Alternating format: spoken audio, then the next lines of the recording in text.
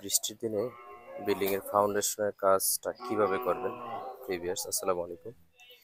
বৃষ্টির দিনে ফাউন্ডেশন কাজ নিয়ে অনেকে টেনশনে থাকেন। অনেক সময় বেস কাটার পরে বেস ভেঙে যায়। তো সেই বেসটা ভেঙে গেলে বা মাটি পড়লে করণীয় কি, সে বিষয়টা জানাটা খুবই জরুরি।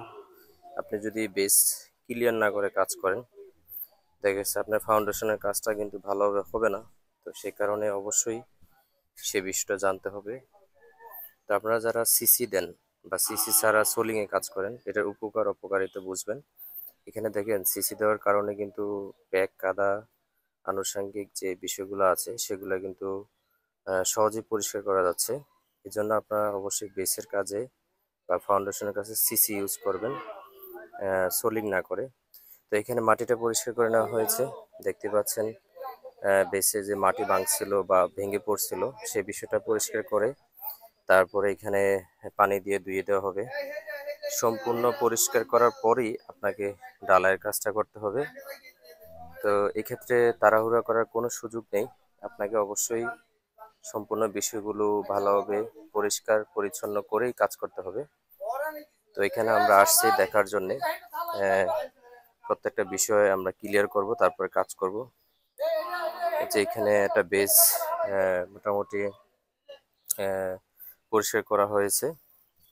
তো আপনারা একটু কাজ করার ক্ষেত্রে আবহাওয়াটা দেখে কাজ করবেন, আবহাওয়ার অবস্থা জেনে বুঝে কাজ করবেন। তো সম্ভব হলে আপনারা অবশ্যই বক্স ইউজ করবেন, অর্থাৎ চারোদিকে কাঠের ফ্রেম ইউজ করবেন, তাহলে ঢালাইয়ের কাস্টিং অনেকটা কম যাবে। তো আপনাদের কে এই বিষয়টা মাথায় রাখতে হবে, কাদা মাটি অথবা প্যাক কাদা মিশ্রণে ঢালাই দেওয়া যাবে না।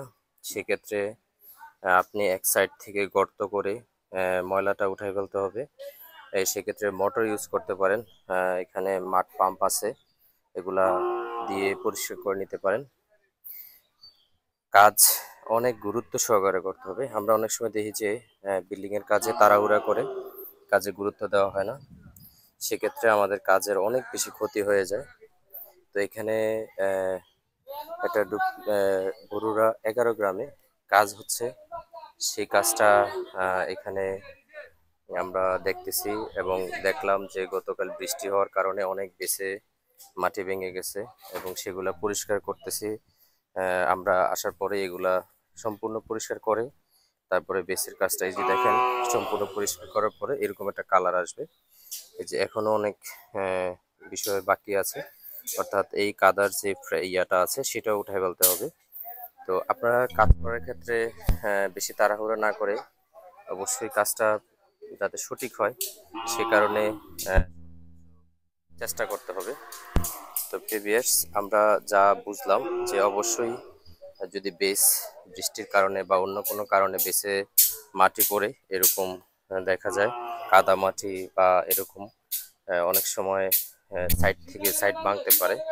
সেক্ষেত্রে অবশ্যই আপনাকে এই যে এই মাটিগুলো তোলা হয়েছে এই বেস থেকে, দেখতে পাচ্ছেন, এরকম সমস্যাগুলো সমাধান করে তারপরে কাজ করে।